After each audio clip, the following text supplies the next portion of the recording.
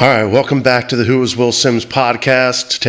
Today my guest is Taylor Gomolisky, and I know him as the Man in the Flames. You can call him Tay, though. He's a musician in our local scene and plays with a few of the bands out there, and we'll get into his whole story. How you doing, Tay? I'm doing really good. Who are you? Yeah, it's with a big question these days.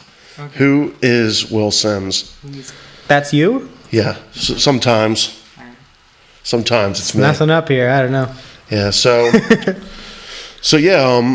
I first met you playing. You were playing with Tionesta, and I know I've seen you around over the years. You were also playing with Brothers Clair, and then when we did that show at the State Theater, you did it with the Man in the Flames, which, like, everyone in my family loved you guys. Thought you guys were great. I loved when you did. Did you play? Was it The Hardest Button to Button? Yeah. Love that song. We had that record when we were kids, man. That was just like one of those records. Like, that's one of my staple coming of age records back in my middle school, high school years. Listen to that on repeat. That and KG Elephant's Thank You, Happy Birthday. Nice. Those were good. But freaking love Jack White's music. Yeah. Kind of staple. His music. He's been able to be like a real mainstay in the rock scene, which is like what we need. We need more guys like that, keeping rock music in the forefront. Yeah. So yeah, basically, I like to kind of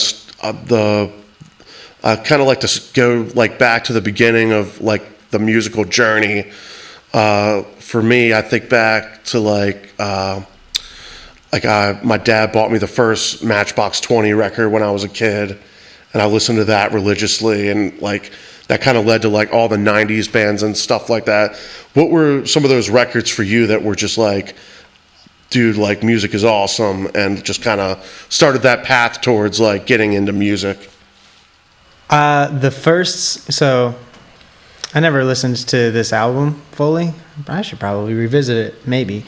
Was the first song I ever learned was You Ain't Nothing But a Hound Dog by Elvis. Yeah. When I was 3 years old, when my dad sat me on drum sets for the first time. Okay. Yeah. So I think that was like probably one of my fondest memories with music, was my first ever. And then I can't even think back to 3 years old, and you're like, dude, I was playing. I remember that, and I remember being pushed down a mountain for skiing, and like I remember vomiting in a trash can from altitude sickness. A lot of memories from 3 years old. Nothing between like 3 and 8, I feel. It sounds like mild child abuse, but like. It's fine. Just slight lapses in memory from time to time, Right. But no, it was a good time. 3 years old. How I miss it. But no, I mean, albums wise, definitely Thank You, Happy Birthday is a big influence of mine.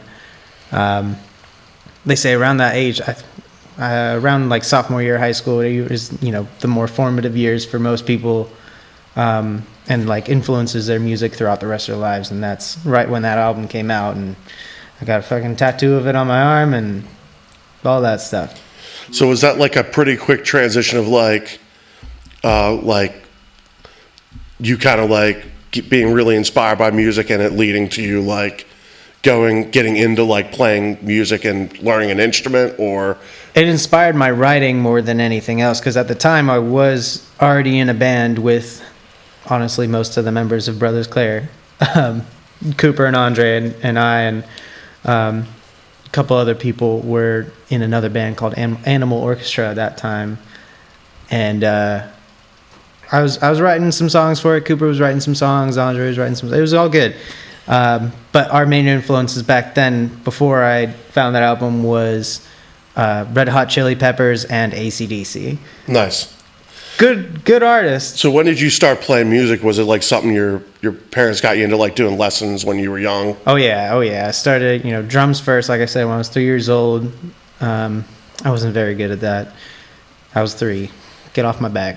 I mean, yeah, it's like a lot of coordination and stuff required for drums. Yeah. But I definitely can like attest to like parents seeing like, oh, like he tapped his hands, he wants to be a drummer, and then it's like, Yeah. It's not that easy. Well, my dad was a drummer, and a lot of his family were drummers.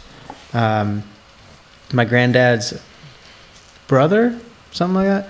He keeps telling me the same story, but I never get it straight, of how he was the drummer for the Jazz Bandits and played alongside Gene Krupa and all that stuff. So I guess it runs in the family. I don't know. Drums. Yeah. It's funny, though, because my main instrument is now piano, and that is what I started next at 5 years old.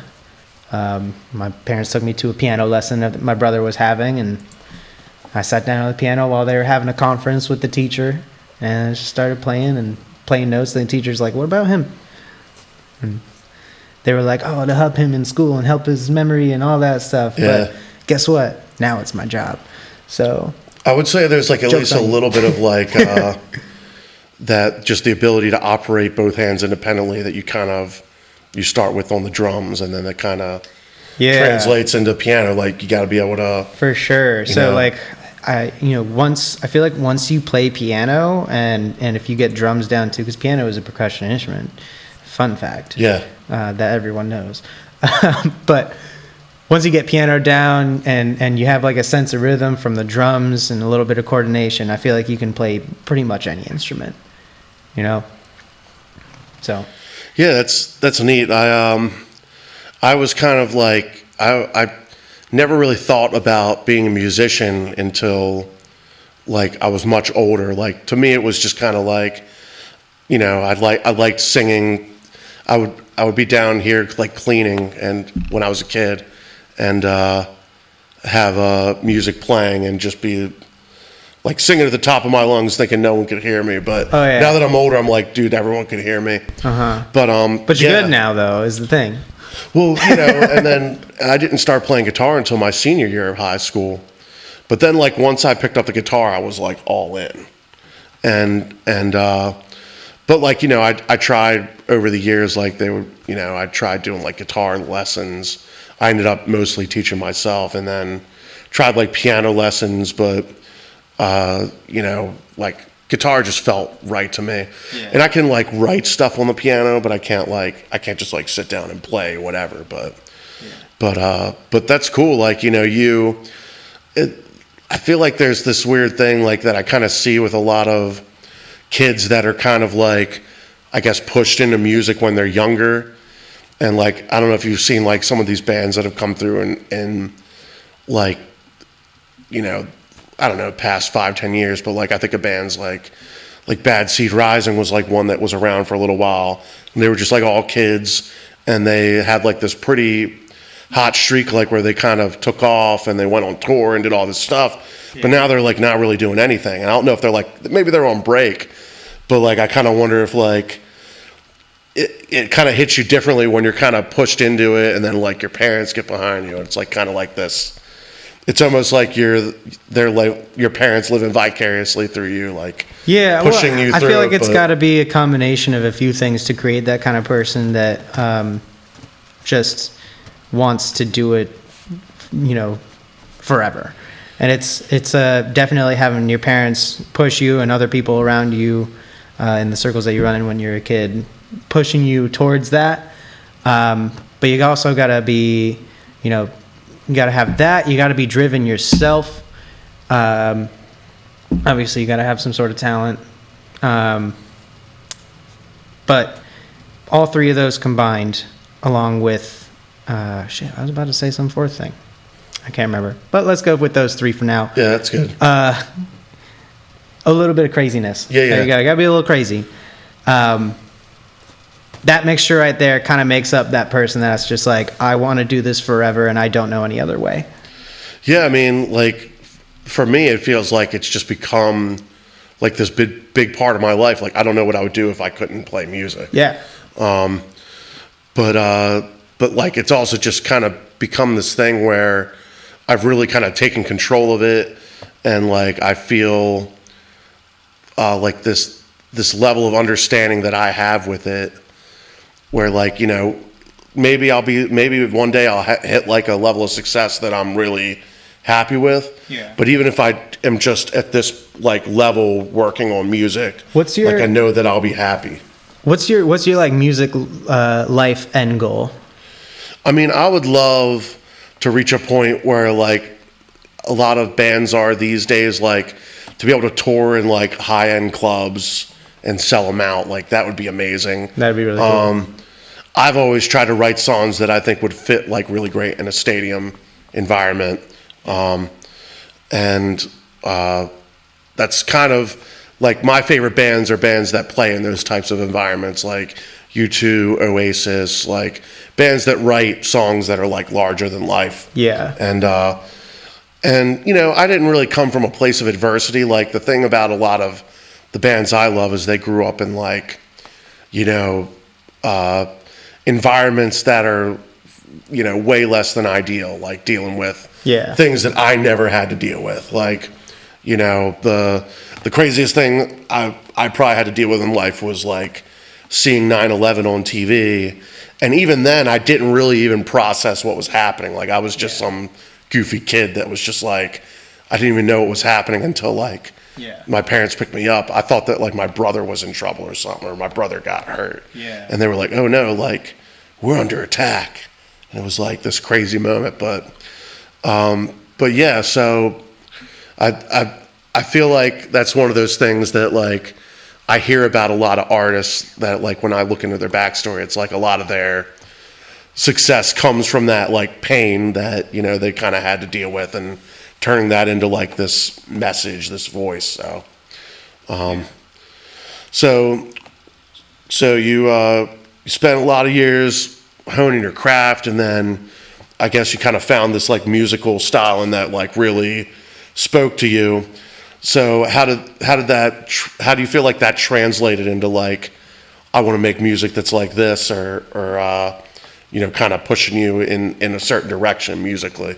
Well, so listening to all those albums and everything like that, it definitely inspired my playing and the way I write. But a lot of times it's just like I have something in my head, or like there's a song that doesn't exist yet. And I could just make that song. Yeah. You know? Like it's a sound that I want to hear that isn't a real sound yet. It's just water. Okay. Just weird. Is the house collapsing? Creepy haunting sounds. Oh, good. Your house is haunted too. That's what I do. I just trigger weird haunted sounds. I found like we've been living where we live in Fells Point now for almost a year, and just about a month ago, we went to the basement and I saw these two light bulbs in this hole, like closing off this hole, and I was like, that's a weird place to put light bulbs. Why are those there? And I took them out, and there was a dead crow behind it. Oh my God. And like, so first of all, that must have been there from way before we moved in, and it's in a man-made shaped hole that they blocked off with light bulbs. And I don't want to remove it, because what if I'll get cursed? I know, right? You know, like what does a dead crow mean? You're like, well, it's been here all this time. Yeah, and the house hasn't fallen down, so it's like you take it out, and the next thing you know, like you wake up, there's just this big black hole in the ceiling above you, and you're just like, put the crow back. I have to get out of here. Put the crow back. Yeah. Well, this wouldn't be the first like kind of haunted story that's been told to me here. So oh, good. So yeah, I guess this. I have lots of that. I guess it doesn't help that my brother put that like Nightmare Before Christmas like boogeyman mask there either. I didn't even notice that. Which is like kind of just creepily staring at us. Yeah. I realized that like halfway through my last interview. I was just like, it's weird that I could just know that he was like, I'm gonna put this here facing them, that way they like someone will address it. Hell yeah. So yeah, man. So I know you played in Brothers Clair. What else, any other bands you played in before that, or was that kind of like your main band? So that was me coming back after high school and going through college and all that stuff, because we had a animal orchestra in high school, and then we all went off to college, did our own things, whatever, and came back, and I was like, I don't know what I want to do with my life, and I was going through a spiral. I was going crazy. I was the like, ultimate question, you know. Yes, I'm done with college now. I don't know what to do. I'm going to live out of a van in New Zealand, and I'm going to go surfing in the morning and skiing at night, and that will be forever. Yeah. And then I had a friend who just was like, that's stupid, don't do that. we're going to travel real quick and then come back with a fresh set of eyes. And that's what we did. And then Cooper, the drummer for Brothers Clair, he's I think he is my oldest friend, met him in first grade, was like, hey, I'm in Brothers Clair, and we have a show in like 2 weeks, and the bassist and the keyboard player just dropped out. Oof. And we were like, okay, sounds. And he's like, you want to play in it? I was like, yeah, sure. I'd been jamming with another guy previous to that, but not really anything tangible. And so I went and I played that show. Actually, that was for Ebon Nova's release, EP release. I don't think they had released their album yet. Yeah. At Metro Gallery. And that was the first show I ever played with Brothers Clair. And it was really funny because he brought me in, then he brought Nick in, who is now our other guitarist in Brothers Clair. But he was on the bass, and they taught us all the songs. Then they're like, all right, we're going to fuck off upstairs for a little bit. You sit here, try to figure this shit out. And we're like, all right, sounds good. Me and Nick just kind of looked at each other, and they were like a folk band, for sure, like a folk pop a little bit. And we looked at each other, and we just like kicked on the distortion pedal, and we're like, all right, now let's go. Yeah. And they ran downstairs, and they're like, yes, that's what we're doing. Yes. And that was it for Brothers Clair and leading up to Brothers Clair. That's cool. Like the two ways of joining a band, you either join after half the members quit, or like me, I book a show and I'm like, I need a band. Like I've already booked this show. And that's what I do with Man in Flames. Like, yeah. Yeah. So that was how my last band, Roll It Over, started. Was like I had a show booked like, I don't know, 3 or 4 months in advance, and it was at Record Theater.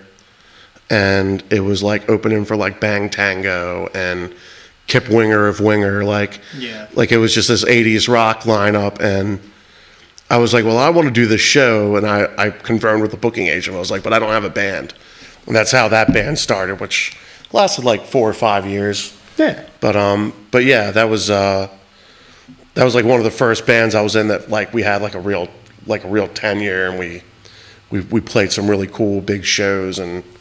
But yeah, so when do you feel like you kind of reached a point where you're like, or have you reached a point yet where you feel like you're kind of actualizing what you want to do musically in the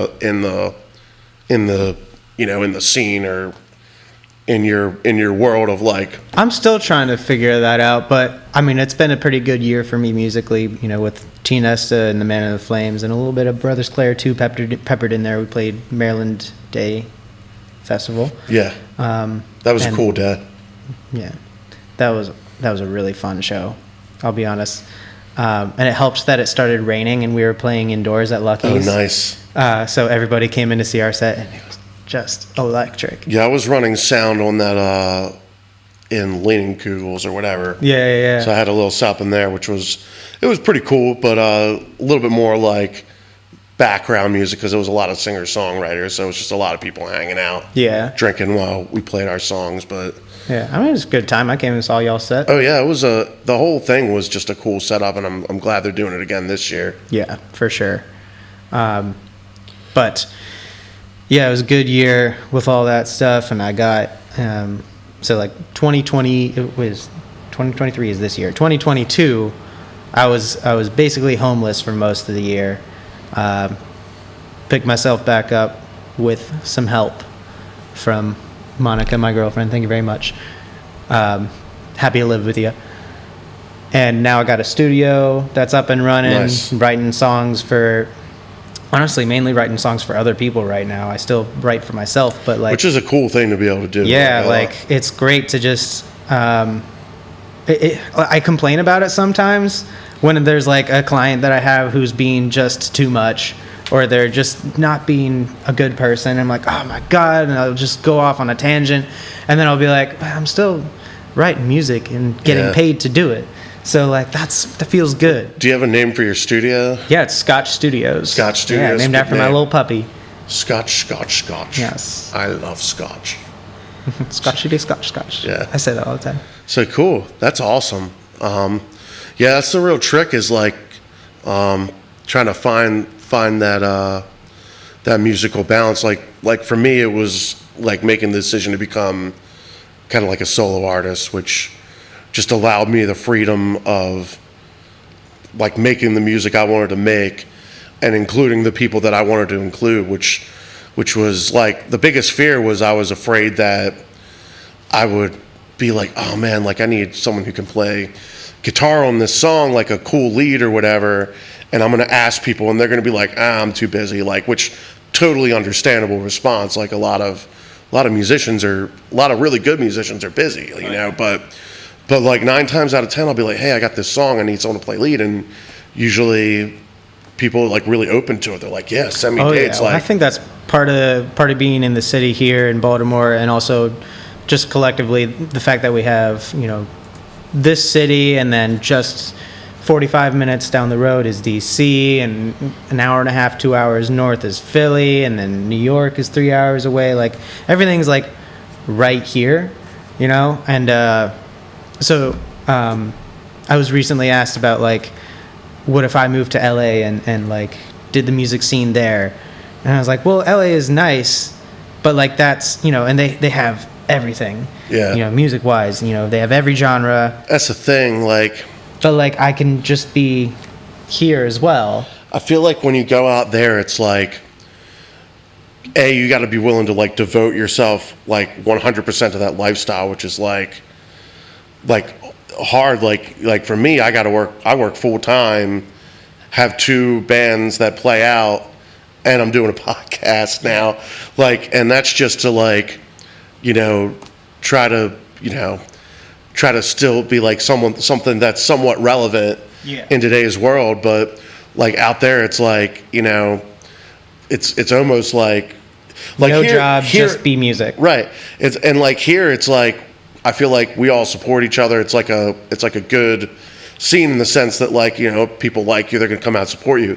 Out there, I feel like it's shark eat shark. Like, Yeah, you know, no, like, I mean on the East Coast, you know, it's just a different vibe. it's a different vibe. On the East Coast, it's a good place to be a solo artist or a session artist. And also like you could be really good and go out there and like get exploited really easily. I feel like too, like that's what everyone's looking is like, oh, you're good, like yeah, you know, just sign this piece of paper and you'll be set. And it's like you know, like a lot of people don't realize what they're signing away out there half the time, or maybe they're open to that. And all life. that stuff. I mean, I learned my lesson when I tried to move to Nashville. I plane landed, and that's why I was homeless. Actually, it was plane landed. Went 10 minutes down the road for a meeting with a guy that, you know, he needed a tour manager and a pianist. And I was like, yeah, I can do both of those. He never found me a piano to play. Right. He ended up paying me a few $1,000s less than what he told me, and it was just enough money to pay off my new car that I had just bought in anticipation for this. Pay off the month, not the whole thing. I should even mention, and then to get a flight home. So I don't know about LA. Like, yeah, and from what I hear, it's not much better on like even higher levels. Like I've heard of.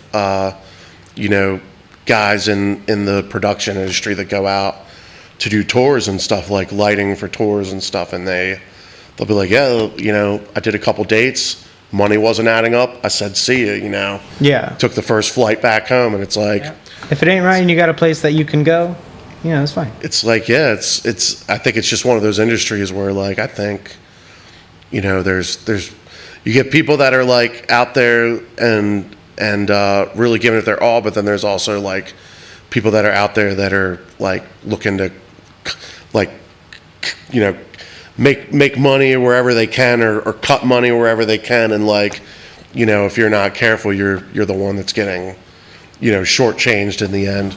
Yeah.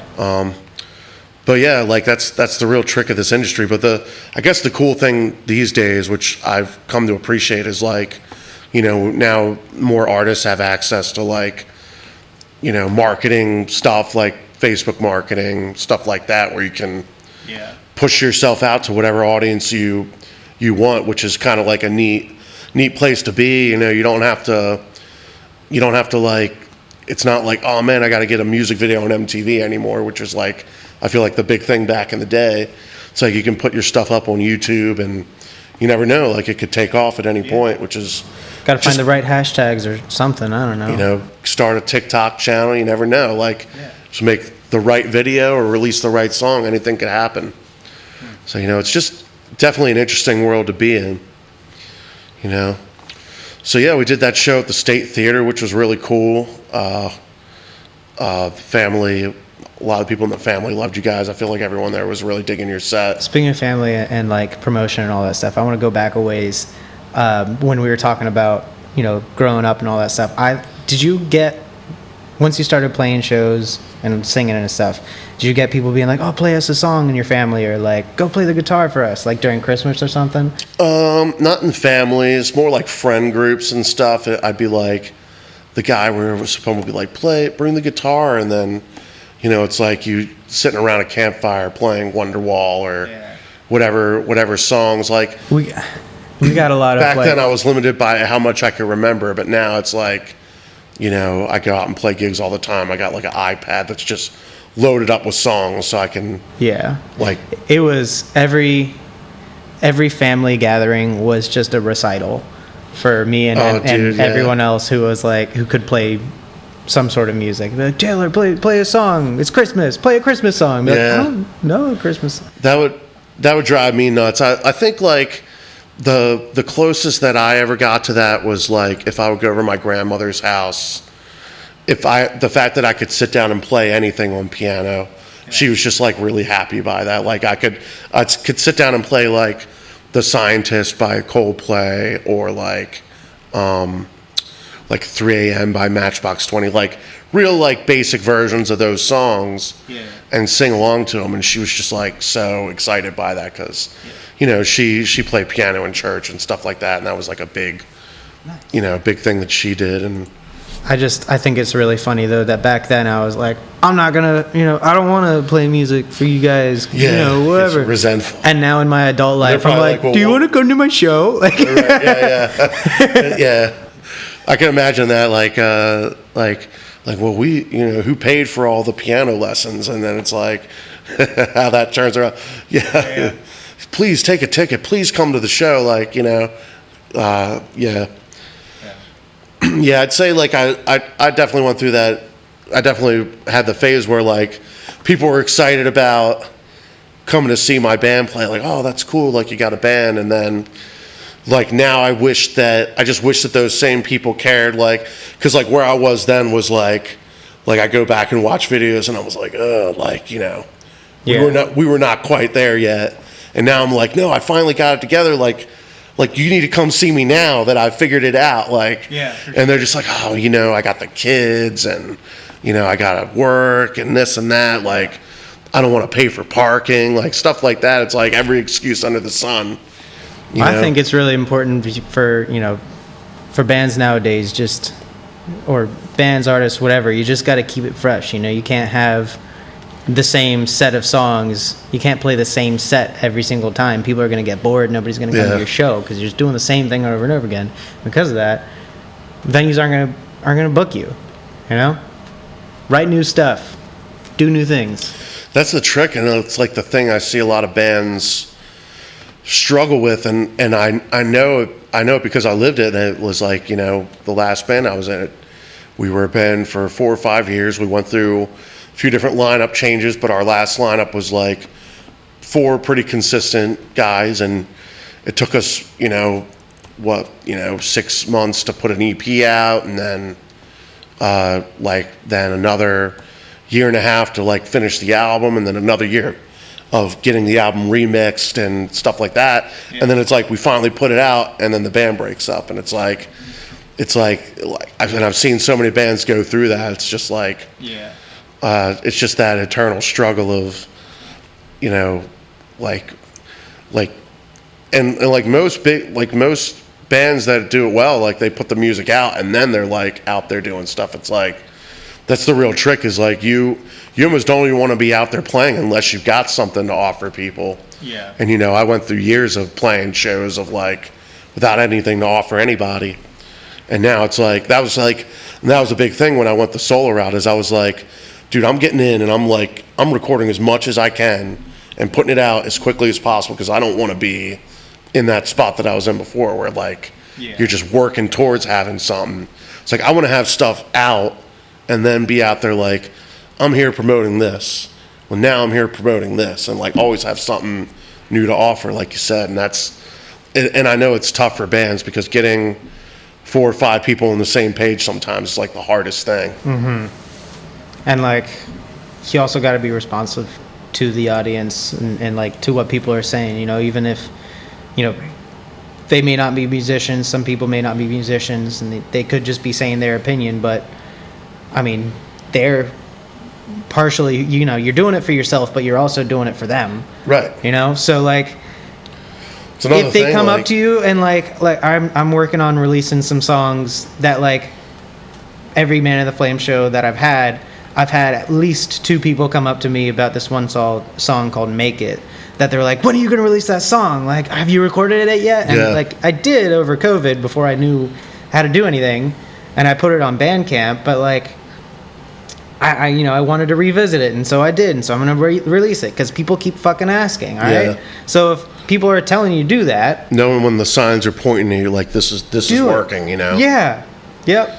I've been kind of getting to that place recently, and I think a lot of it has to do with the record I just put out. Like, I've been getting a lot of like compliments on my, like, even if I'm doing like a 3-hour gig where I'm mixing up my covers and originals, like, I'll still get people to say like, covers are great, but your songs are really good too. And it's like, it's good to feel like I'm hitting that point, and like, I'm starting to get to the point where I have a catalog of songs to choose from, so I'm not like so dependent on like, I have to play these songs because these are the only songs I know.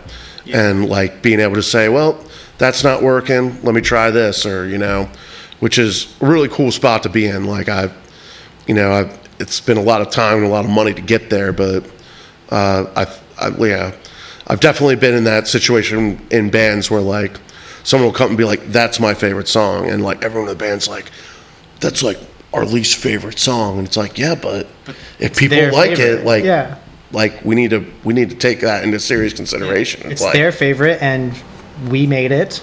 Yeah. So we must like it since we made it. You know, and I know sometimes that doesn't work that right, but there's another song of mine that like we've only played once, and it was at the State Theater, and we didn't even play it correctly. Yeah, but most people don't know that. Yeah, most people don't know it. And even after our set at the State Theater, we did have people come up to us, and they're like, what was that one song that you played? That was really good. And then we didn't play it at the next show because the band was like, well, we messed it up last time. Yeah, you know. Practice it. And fair enough. And I'm trying to like get a practice together with them. And that's, you know, that's a whole other thing about like, I love being a solo artist in this city. I'm in other bands too, but I love also being a solo artist because I can just pull from, like you said, I could just pull from whoever. Right. You know, everybody's trying to be their own musician, you know, and so if I need somebody for a set, I give them enough heads up, they'll be ready, you know, but I got to flesh that song out first. The thing I always tell people, like when they come in and they're learning my stuff, is like, I was like, obviously, like I want the song to retain its like the energy and like feeling of its like recording, but like I don't mind if like you put like your own personality to it, like, you know, if you like, not every drum fill has to be the same, not every guitar lead has to be the same, as long as it kind of captures that energy. It's like what I really like don't want you to get hung up on is like if you make a mistake or whatever, like it was like anytime you make a mistake, like mistakes are going to happen whether you want them to or not. Like I mess up playing, I played my songs 100 times, I usually make a mistake somewhere here and there. It's like, but I always tell them, I was like, you just got to take that and like use it as fuel moving forward. And I always think of this, it's like this story of Trent Reznor when he first started 9 Inch Nails. You know, the first album he made was like he did it all in the studio himself. Like it was all industrial stuff. But then when he decided, I'm going to make this a live band, there were elements getting added in that weren't necessarily in the recordings, but he would go to like the guitar player and be like, all right, like, he's like, in the song Terrible Lie, it's literally just these 2 notes. It's down, down. He's like, but it's not E, D, it's fuck you. And it's like, he's like, that's the energy that I want when you're playing that. You're not hitting these 2 notes. You're you're fucking saying something with your playing. And it's like, that's what I kind of tell people. I was like, if you fuck up, fucking act like you did it on purpose or whatever. Like, take that energy and keep moving forward. Yeah. You know, because and I've been in that place too, where like I make one mistake and then it gets in my head, and then I make another mistake because of that. It's like hard to translate. It's hard to like get out of that headspace sometimes, depending on certain gigs. But you know, if there's one thing I've learned, is like it doesn't matter how many times I've done a song, like I could still mess it up. Oh yeah. Like there's songs I do in Phantasm where it's like the first and the last verse are literally the same thing, and I nail it the first time, but for some reason on the second time I mess it up, and I'm just like, what the heck, man? Yeah. You know, so. No, I mean, that's something that my piano teacher had to drill into my brain, was like play through the mistakes. When I was growing up, he hated that so much. Smacking my hands. Yeah. Like, don't start over. Just keep going. And you're like, okay. So you got the studio, you got the Man in the Flames, and you're still playing with Tionesta and Brothers Clair, I assume, from time to time. Yeah. Any other stuff you got coming up that you want to tell the people about? Not really. I mean, it's mainly just the studio work right now that I'm trying to focus on, especially since it's, I mean, we're both in the same industry doing events and stuff. Yeah. It's January. 'Tis the season to not be working. Right. So I have to fill that with something. So just trying to record a lot, record other people, do stuff like this, you know? That's all I got going. Got a release that's going to be coming out sometime early spring with a couple songs on it. And that's about it. Yeah, man, I definitely want to collab on something at some point. I know we've talked about doing some kind of band or like maybe just collabing on a song, but it's definitely in my head. Like sometimes it's just about finding that right song that'll to bring someone in on. So yeah, man, thanks for coming out, and I'll play one of the songs on the podcast for you, whatever one you want. So thanks a lot, man. No worries. Thanks for having me. Thank you for listening, and follow the link on the YouTube video to hear Taylor's songs and find his YouTube page.